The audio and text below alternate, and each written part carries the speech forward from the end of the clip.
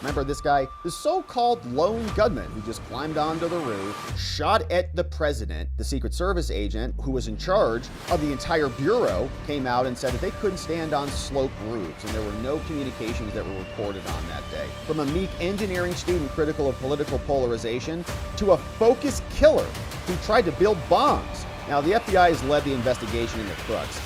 Bizarre new evidence now released in the case of Thomas Matthew Crooks. Remember this guy? The so-called lone gunman who just climbed onto the roof, shot at the president, hit him in the head, killed other people, then was taken out by snipers on other rooftops who missed him the entire time, and then just kind of disappeared. Remember, his body was cremated, even on the same day that Congress created their so-called bipartisan committee to go investigate what the hell happened here. We also saw that the Secret Service agent who was in charge of the entire bureau came out and said that they couldn't stand on sloped roofs, and there were no communications that were recorded on that day. We got a lot of questions about this guy and where he came from and who he was connected to and how he was enabled and this whole thing was a let it happen on purpose situation, or it was a made it happen on purpose situation. Where does it go? Who knows? But here is what the New York Times reports in this new reveal. First of all, we've got a video that we can play here in a minute, but they tell us some background on this, right? This is the scene in Butler. It says in 2022, Crooks was just a soft-spoken community college student who made speeches like this one for class. Let's see if we can unmute this or not. All right, you get the point. Saying, I think the video, it might be later. It says, these unusual behaviors intensified last summer. He visited a shooting range, grew out his thin brown hair, searched online for major depressive disorder and depression crisis. Father noticed the shift, mental health problems in the family. So on the afternoon of July 13th, Crooks told his parents he was heading to the range and left home with a rifle. Hours later, he tried to kill Trump. Trump, of course, fight, almost died. Now, nearly a year later, Trump's in his second term, and Crooks, who wounded two others and killed a bystander, had kept to himself. Now, the New York Times examination of the last years of the young man's life found that he went through a gradual and largely hidden transformation from a meek engineering student critical of political polarization to a focused killer who tried to build bombs. For months, he operated in secret using aliases and encrypted networks, all while showing hints of mental illness. His mind unraveled. This account is the fullest picture yet of Crooks' life. And this reporting from the Times is based on thousands of pages of his school assignments, emails, logs of his internet activity, text messages, government reports, interviews with dozens of people, and more. Crooks followed his dark path with seemingly little notice from those closest to him, stockpiled explosive materials. When his face was plastered all over the place, his classmates couldn't believe it. Investigators later found a crude homemade bomb inside his bedroom, not far from where his parents slept. His parents, Matthew and Mary, did not respond to any interview requests. Their lawyers declined to comment. But on the night of the shooting, Crooks told federal agents that he had been concerned, the father, about his son's visits to the gun club. Wild. On the night of the shooting, he said, actually, in hindsight, I should have known better. Before the deadly assault, they called him a really intelligent kid. 1530 out of 1600 on the SAT. Perfect marks in 3 advanced placement AP exams, according to his records. Did not socialize much. Came out of his shell in a technology program which he built computers. His teacher, called Xavier, nicknamed him Muscles, an ironic nod to his slight frame, which made him laugh. One high school classmate said Crooks enjoyed talking about the economy and cryptocurrencies, encouraging others to invest. On Joe Biden's inauguration day, Crooks donated $15 to Democrats, but then registered as a Republican later. His family's political affiliations were as diverse as the swing state they lived in. Older sister was registered as Libertarian, mom Democrat. Crooks enrolled in community college, kind of student others sought out for help. Regular member of the math club, but didn't hang out with a lot of people. Seemed like a really intelligent kid, said someone. Mr. Crooks was close with his immediate family, according to a video he recorded for an oral communication class. We'll see if we can get that to play. He described preparing Thanksgiving turkey with his father and baking Christmas cookies with his mother. Another assignment in class required him to speak in front of 5 adults. He asked the professor for an exception. He had only his parents and maybe his sister. I don't have access to any other adults. As we move closer, he had declining mental health. He bought a membership in 2023 to the Clairton Sportsman's Club. Shooting range 30 minutes from his home, not unusual in his community. Through a public records request, the Times obtained logs of his internet activity while he was signed into the community college network. The records are somewhat limited, but they show website domains rather than specific websites, and he often used encrypted connections to obscure his footprint. Still, the digital trail suggests that he was focused on Trump, the news, and guns. 7 months before the shooting, the rapidly cycled through a dozen news websites, including CNN, New York Times, Fox News, before visiting the archives. Minutes later, he visited 7 gun websites. Great, probably on CNN, so probably a good idea to take out Trump subliminally. Later that day, I'm gonna go get a gun and just take him out. Went to the shooting range. The next day, he placed a $101 online order for more than 2 gallons of nitromethane,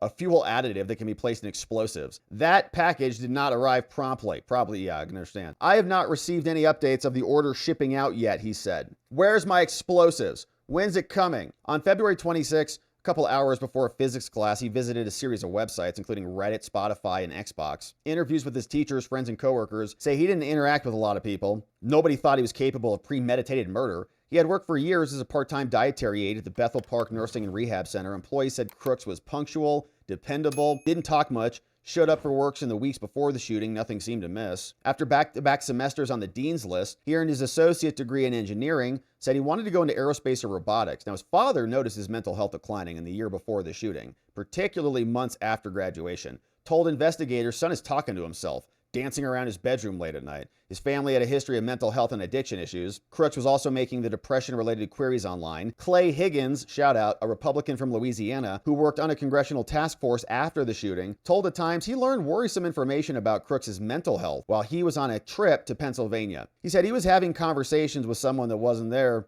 There was a mysteriousness to Thomas Crooks' descent into madness. In the final months before the shooting, Crooks conducted more than 60 searches related to Trump and Biden, and there were hints he hadn't fully committed to an attack yet. He said, when can I expect my diploma to be mailed? About a week before the shooting, his internet searches became especially focused. On July 6th, registered for the rally in Butler, then searched how far was Oswald from Kennedy. In his remaining days, he looked up where Trump would be speaking. Just after 6 p.m. on July 13th, Crooks fired 8 bullets, killing 1 man and injuring others and hitting the president in the head ear. Says a homemade explosive was also found. Shortly before 11 p.m. on the night of the shooting, Crooks' father called saying, I've not seen my son that afternoon. Got no contact from him. And he hasn't returned. Totally not like him. So we're worried. Agents came and began surveilling the house. Agents approached the house. Matthew Crooks opened the door. Is it true? They entered and noticed Mary Crooks sitting with the family cat in the living room, television on. Agents swept the house for dangers. Down a short hallway was the young Mr. Crooks' bedroom. Door open. The room was fairly organized with a made bed and large 3D printer. An empty pistol belt and holster lay on the floor. At the room's threshold, an agent looked down, saw a .50 caliber military-grade ammunition can with a white wire coming out. Agent also observed a gallon jug labeled nitromethane in the closet. The agents immediately evacuated. While they waited for the bomb squad, they interviewed Mr. and Mrs. Crooks outside late into the night, asking their family about what made their son, quote, tick. The parents were calm and polite. They said Thomas loved building things, like computers, visiting gun ranges. They don't think he had any friends or girlfriends. His father said he didn't know anything about his son, according to his testimony. Of course not. On the subject of politics, Crooks said his son would go back and forth and kind of argue both sides. The father said Thomas would talk about Mr. Trump and Biden, but never really indicated he liked one more than the other. Mary, mama, who had been mostly quiet, spoke up to ask if her son was really dead. Yeah, ma'am, he's dead. She began to cry.